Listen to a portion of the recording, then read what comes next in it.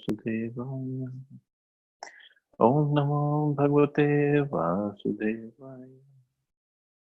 Narayana Namaskritya Naram Jaiva Narottamam Devim Saraswatim Vyasam Tato Jayamudire Nashtaprayeshu Bhadreshu Nityam Bhagavata Sevaya Bhagavati Uttam Shloke Bhattir Bhavati Naiti. So continuing with the discussion on Srimad Bhagavatam, Canto 2, Chapter 4, The Process of Creation. Text number 17 onwards. So Sukadeva Goswami is further praying to Krishna before answering Parikshit Maharaj's questions. Tapasvino Danpara Yashasvino Manasvino Mantra Vidah Sumangalaha Kshemam na Vindanti Vinna Yadarpanam Tasmai Subhadra Shravase Namo Namaha. Let me offer my respectful obeisances unto the all-auspicious Lord Shri Krishna, again and again, because the great learned sages, the great performers of charity, the great workers of distinction, the great philosophers and mystics, the great chanters of the Vedic hymns and great followers of Vedic principles cannot achieve any fruitful result without dedication of such great qualities to the service of the Lord. So anybody or everybody who does any work can only achieve these great achievements if he dedicate his results to the Lord. Advancement of learning, a charitable disposition, political, social, or religious leadership of human society, philosophical speculations, the practice of the yoga system, expertise in the Vedic rituals, and all similar high qualities in man serve one in the attainment of perfection only when they are employed in the service of the Lord. Without such dovetailing, all such qualities become sources of trouble for people in general. See, actually everything comes from the Lord. Whether any capability, any quality we have, or any work we do, any charity we do, any tapasya we do, anything, actually, all the um, strength to do that comes from the Lord. So the idea is to use it in the service of the Lord. Otherwise, it will be a source of trouble. Source of trouble in what sense? A person may become proud of it, and then he has to he has to get the reactions of that karma. Let's see what Prabhupada says for them. There are two kinds of self-interest also, namely personal selfishness and extended selfishness. But there is no qualitative difference between personal and extended selfishness.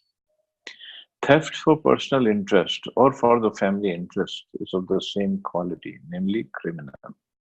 A thief pleading not guilty because of committing theft, not for personal interest, but for the interest of society or country, has never been excused by the established law of any country. People in general have no knowledge that the self-interest of a living being attains perfection only when such an interest coincides with the interest of the Lord. For example, what's the interest of maintaining the body and soul together? One earns money for maintenance of the body, personal or social. But unless there is God consciousness, unless the body is being properly maintained, to realize one's relation with God, all good efforts to maintain body and soul together are similar to the attempts of the animals to maintain body and soul together. The purpose of maintaining the human body is different from that of the animals. So what the shloka says, and when Prabhupada is elaborating upon, is anything we do, everything we do, actually it should be somehow dovetailed in the service of the Lord. He gave an example of stealing. Stealing, whether somebody steals for himself or whether somebody steals for the nation, for the society, punishment is the same. But at the same time, of course, Prabhupada never approved of it, that for people, because devotees did do some things illegal. In the mood was to serve Krishna, mood was to collect money for the preaching purposes. But Prabhupada didn't at all approve it. He said, no, this is wrong, this is illegal. And few devotees did go to jail for doing those illegal activities. And Prabhupada said, it's okay, you have to go, you have to go. But once they came out, then they were okay. But because Prabhupada was establishing a movement based on purity. But when we went to South India Yatra, we went to Sri Rangam temple.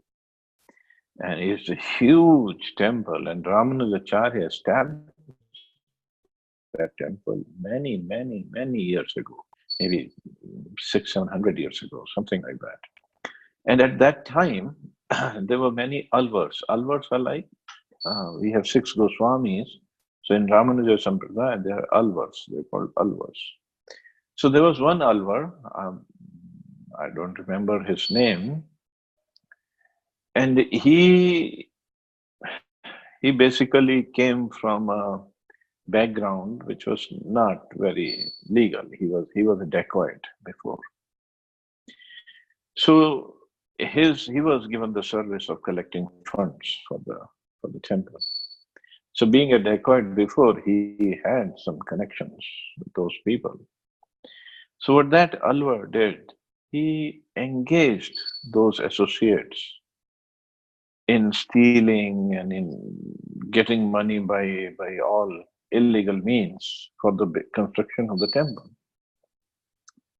And once the temple was constructed, because he knew that, of course, these people, they have served the Lord, but their heart hasn't changed. So he asked all of these dacoit associates to follow him. And this alvar, next to Sri Rangam temple, I'm not sure which river, it's either Kaveri or Godavari river is there. So he walked on Kaveri. He was going to cross the river, and he walked on the water. Of course, he was alvar, he was a saint, he could do that. And all these dacoits, they were hesitant. They said, how is it possible? How can we walk on water? He asked them to follow. And this alvar said, don't worry, just follow me. Don't worry. Just follow. That's okay. So all the dacoits, they followed him. And they were walking on water. And they were going to cross the river. But when they reached the middle of the river, this alvar drowned all of these associates, all of these dacoits. And they all died. And he came back. When everybody asked him, they were surprised. Why did he do that? He said, because they had done wonderful service for Ranganathji, but their heart hasn't changed. And I knew they would take up the process, that profession again. I didn't want them to. Because they have done this much service for Ranganathji, they'll go back to Vaikuntha now. And this is what happened. So that is something exceptional. So in general, like I said, Prabhupada never approved of all these activities. So stealing, like it is said, stealing is stealing, and it is criminal. And further, Prabhupada is saying the purpose of maintaining the body and soul together is to serve the Lord. Simple as that. That's the only purpose. Otherwise, animals also keep the body and soul together. So we are living like animals. If you just, like it is said, no, if we do we eat to live, or do we live to eat? That we have to ask ourselves. Similarly, advancement of learning, economic development, philosophical research, study in the Vedic literature, or even the execution of pious activities like charity, opening of hospitals, and the distribution of food grains should be done in relation with the Lord. The aim of all such acts and endeavors must be the pleasure of the Lord and not the satisfaction of any other identity, individual or collective. Shamsuddin Haritoshanam. So that should be the aim of, of all our activities. In Bhagavad Gita 9:27, the same principle is confirmed where it is said that whatever we may give in charity, whatever we may observe in austerity, must be given over to the Lord or be done on His account only. The expert leaders of a godless human civilization cannot bring about a fruitive result in all their different attempts at educational advancement or economic development unless they are God conscious. And to become God conscious, one has to hear about the all auspicious Lord, as is described in literatures like Bhagavad Gita and Srimad Bhagavatam. But the practical problem these days is since the majority of the society is not God conscious, they are in fact not just godless, they are against God. So to set up a system like that we do everything, or we try to do everything for Lord, it just raises many eyebrows. And what are these guys doing? So in fact, that was the reason Srila Prabhupada also started this Food for Life program.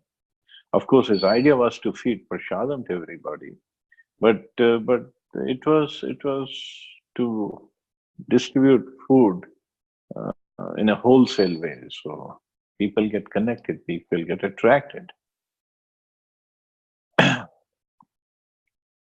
And moreover, of course, this is ideal. Whatever Prabhupada is giving, is a most highly ideal system. But at the same time, we have to think like, okay, if we see somebody who's in trouble or who's in need of something, so it's the heart of a devotee. One who's a devotee, his heart will be full of compassion. So heart is full of compassion. The heart of the person wants to help the person in need or a person in distress. So, so the idea is, even if we cannot do anything straightforwardly for the service of Krishna, at least we can chant. At least we can help that person.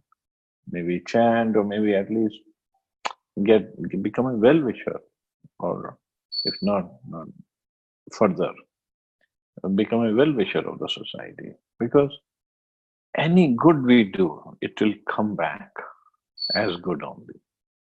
Any good we do. So the idea is we should keep on doing good for people. Continue doing good. And our at least in our heart it should be, oh, let this person become a devotee of God, devotee of Krishna. And it will come back. It will come back. And next shloka is very, very important actually. And it's been quoted many times by Prabhupada. Kirata hunandra pulinda pulkasha avera shimba yavana khasadaya ye anya cha papa yadapashvashya shuddhanti tasmai prabha vishnave namaha. Kirat, Hun, Andhra, Pulinda, Pulkasha, Abhira, Shumba, Yavan, members of the Khas races, and even others addicted to sinful acts can be purified by taking shelter of the devotees of the Lord due to His being the supreme power. I beg to offer my respectful obeisances unto Him. So these are the races or tribes. They don't even come in Varnashram system. There are many others, like Prabhupada said, there are many others. I don't even know all the names, but these are few They don't come in the Varnashram system. They are even lower than Shudras.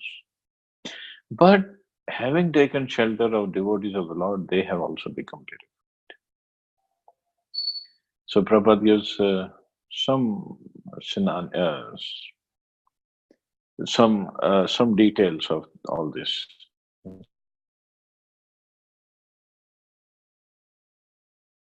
Some of these races. Generally, the Kirats are known as the aboriginal tribes of India, and in modern day, the Santal Parganas in Bihar and Chota Nagpur might comprise the old province named Kirat. Hun, the area of East Germany and part of Russia, is known as the provinces of the Hunas. Accordingly, sometimes a kind of hill tribe is also known as the Hunas. Andhra, a province in southern India mentioned in Bhishma Parva of Mahabharata. It's still extant under the same name. So Andhra doesn't mean all the Andhrites come under that. I don't know exactly how we define that, which tribe would be called by that name, Andhra.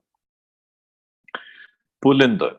It is mentioned in Mahabharata, the inhabitants of the province of the name Pulind.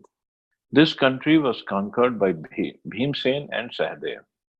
The Greeks are known as Pulindas, and it is mentioned in the one Parva of Mahabharata that the non-Vedic race of this part of the world would rule over the world. This Pulinda province was also one of the provinces of Bharat, and the inhabitants were classified amongst the Kshatriya kings. But later on, due to their giving up the Brahminical culture, they were mentioned as Malechas. Just as those who are not followers of Islamic culture are called Kafirs, and those who are not followers of Christian cultures are called heathens. Then Abhir. The name also appears in the Mahabharata, both in Sabha Parva and Bhishma Parva. It is mentioned that this province was situated on the river Saraswati in Sindh. The modern Sindh province formerly extended on the other side of the Arabian Sea, and all the inhabitants of that province were known as the Abhiras. They were under the domination of Maharaj Yudhishthira, and according to the statements of Markandeya, the Malechas of this part of the world would also rule over Bharat. Later on, this proved to be true, as in the case of Pulindas. So, on behalf of Pulindas, Alexander the Great conquered India, and on behalf of the Abhirs, Muhammad Ghori conquered India.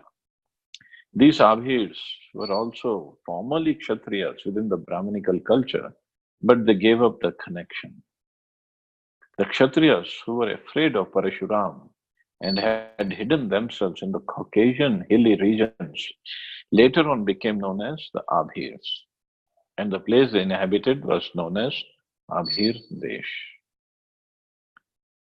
So, like Prabhupada meant, the Pulindas was Alexander from Greek area, and he conquered India, and then Abhir, the Muhammad Ghori, conquered India. Shumbhas or Kanks, the inhabitants of the Kank province of Old Bharat, mentioned in Mahabharata. Yavan. Yavan was the name of one of the sons of Maharaj Yayati, who was given the part of the world known as Turkey to rule. Therefore, the Turks are Yavans due to being descendants of Maharaj Yavan. The Yavans were therefore Kshatriyas, and later on, by giving up the Brahminical culture, they became Malecha Yavans. Description of the Yavans are in the Mahabharata. Another prince called Turvasu was also known as Yavan, and his country was conquered by Sahadev, one of the Pandavas. The western Yavan joined with Duryodhan in the battle of Kurukshetra under the pressure of Karna. It's also foretold that these Yavans also would conquer India, and it proved to be true. Caste. The inhabitants of the caste Desh are mentioned in Mahabharata. Those who have a stunted growth of hair on the upper lip are generally called Khasas. As such, the Khasas are the Mongolians, the Chinese, and others who are so designated.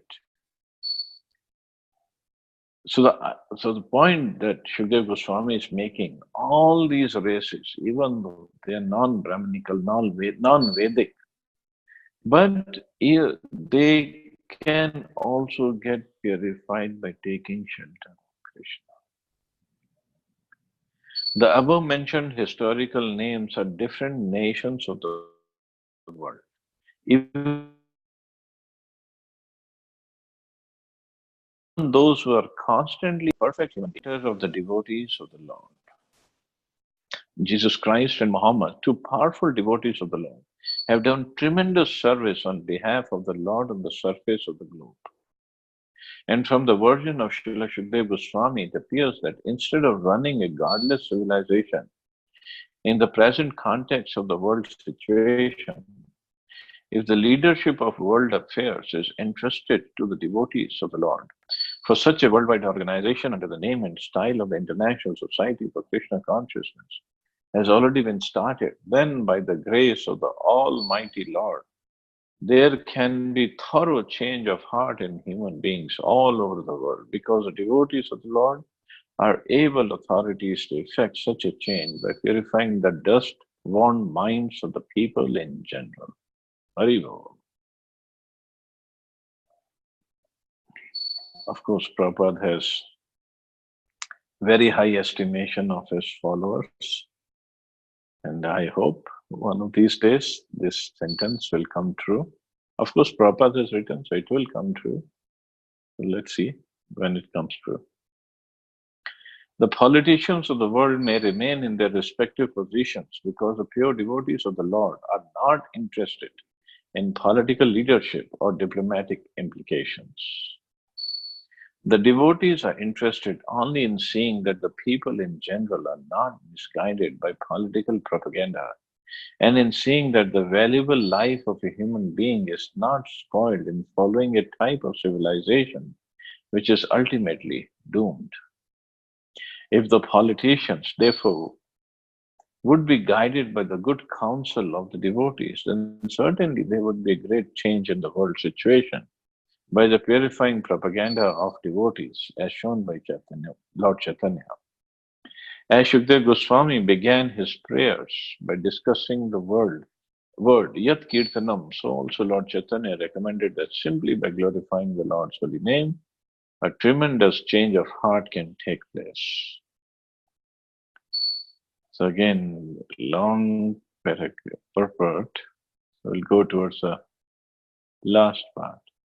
The conclusion is that the Lord, being all powerful, can, under any and every circumstance, accept anyone from any part of the world, either personally or through his bona fide manifestation as a spiritual master.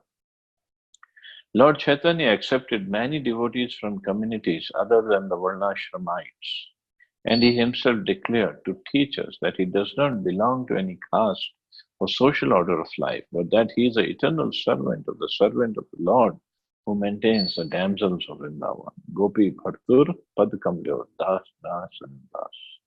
That is a way of self-realization. So in this verse, many races are mentioned, and what Sukadeva Goswami is saying, anybody who takes shelter of the lotus feet of Lord can get purified. And this is what he is praying to Krishna for purification so that he can speak about Krishna to all the people, all the assembly, all the audience who are sitting there. So wonderful lines that Srila Prabhupada has written. Like once Prabhupada was speaking with some of his disciples, and they were talking like this only. And Prabhupada said, devotees should take part in the politics of the world, not to become political leaders, but to bring about change in the political scene of the world. Of course, many devotees did try to contest elections, but they lost in America. Let's see, when somebody becomes a leader, political leader, that will be great. But the idea that Prabhupada has given, idea is not to become a politician. Idea is to do good for people in general. And the really doing good is to at least introduce them to Bhakti. So that we all can do in our own sphere, in our own circles. So slowly, slowly we should do. And that will definitely please Srila Prabhupada. Hare Krishna. So I'll stop here. See anybody with any questions or comments?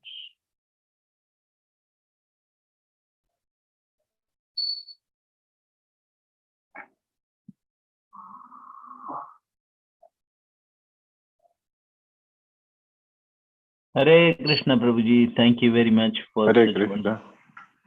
All glories to Srila Prabhupada. All glories to Srila Prabhupada.